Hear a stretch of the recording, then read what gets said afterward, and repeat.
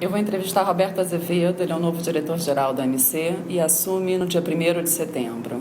Roberto, obrigada pela disponibilidade. De nada, é um prazer. Obrigada.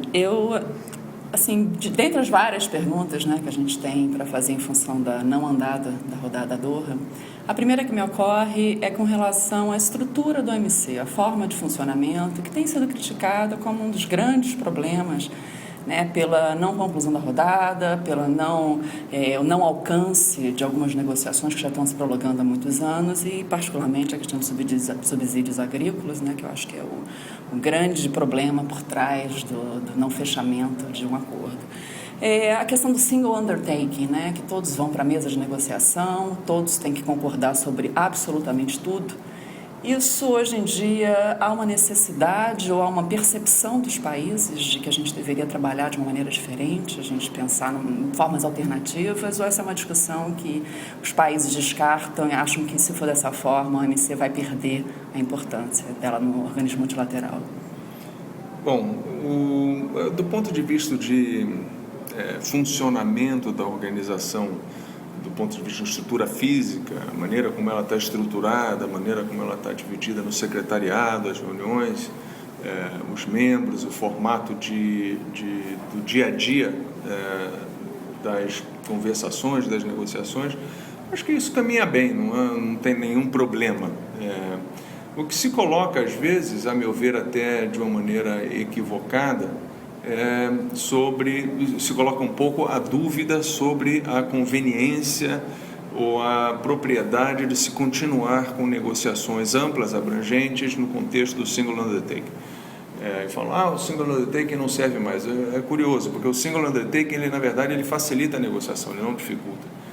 Porque o que o single undertaking tecnicamente faz, ele permite que você chegue a acordos em áreas da negociação antes que toda a negociação esteja fechada. Então, ao contrário do que a maioria das pessoas pensa, o single undertaking, ele facilita, ele não dificulta.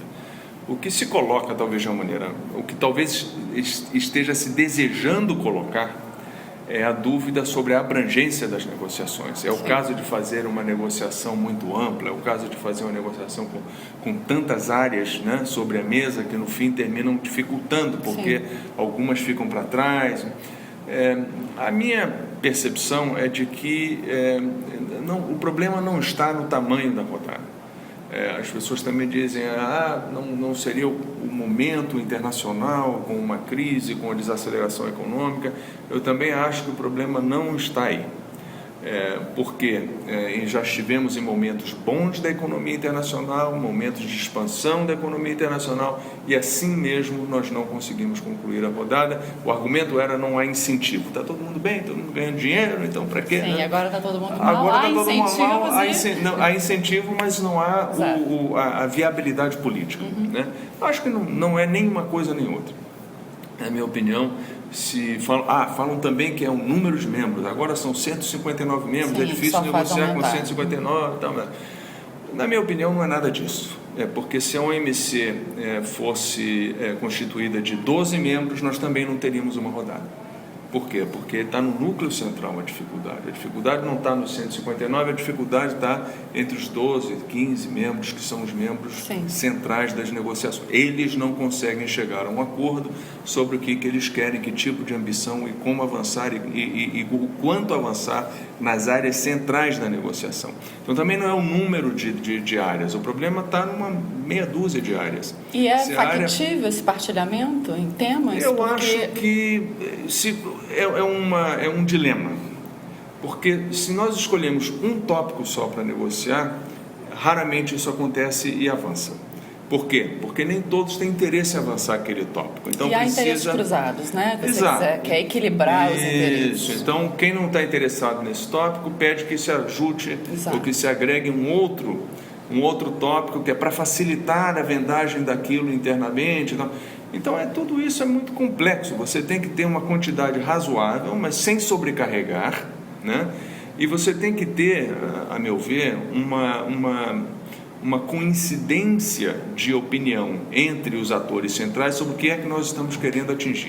E isso foi exatamente o que nós pensamos fazer em Bali, né? Já que não dá para fazer tudo, será que tem um subconjunto single undertaking que talvez seja viável do ponto de vista de trade-offs, né? E que até sinalize, né, de que algo é possível se avançar. Então, a engenharia da montagem da negociação e dizer o que é possível, o que não é possível, varia muito, varia do momento, varia da perspectiva de cada um dos membros, do momento que vivem esses membros. Exato. É uma situação complicada, não tem receita fácil nem óbvia. Não. Agora, eu sinto também que há uma percepção muito negativa com relação à importância da OMC, o que me parece que é muito mais um desconhecimento, né, da funcionalidade, do que realmente a OMC tem de importante no dia a dia do comércio, né, nas disputas principalmente, que eu acho que seria o órgão mais importante hoje em dia em termos de regulação do comércio.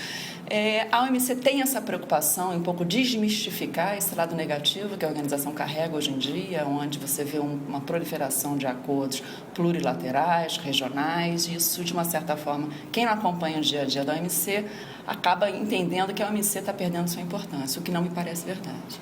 Não, acho que quem trabalha com comércio, quem trabalha na OMC ou com a OMC sabe que isso não é fato, né?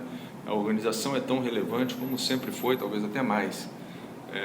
O que está comprometido é o pilar de negociações, né? Esse sim está comprometido.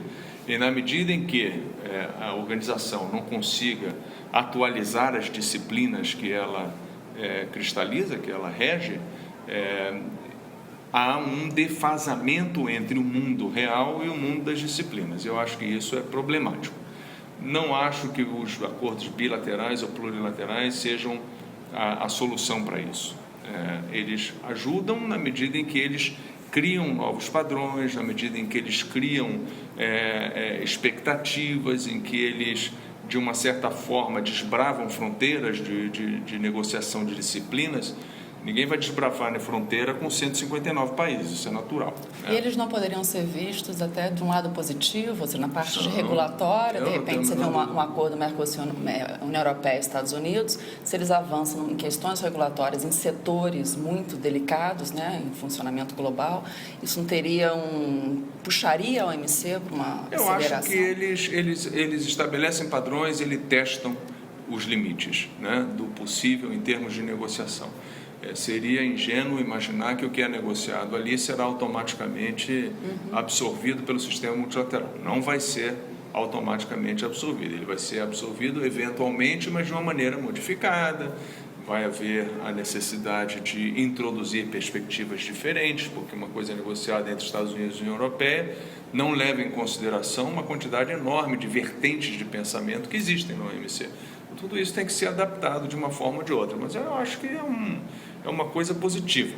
O que se pode argumentar que atrapalha, vamos dizer assim, no âmbito das negociações multilaterais é o fato de que você retira um pouco o foco, né, dos países e os recursos humanos até para as negociações, né?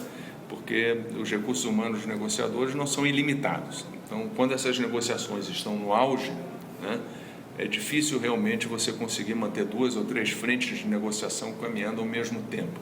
Mas fora isso, de uma maneira geral, eu acho que esses acordos bilaterais e plurilaterais tendem a aumentar a vascularização do sistema multilateral. Ok, obrigado. Conversei com Roberto Azevedo, futuro diretor-geral da OMC, assumindo agora no dia 1º de setembro. Parabéns pelo posto. Obrigado. Obrigada.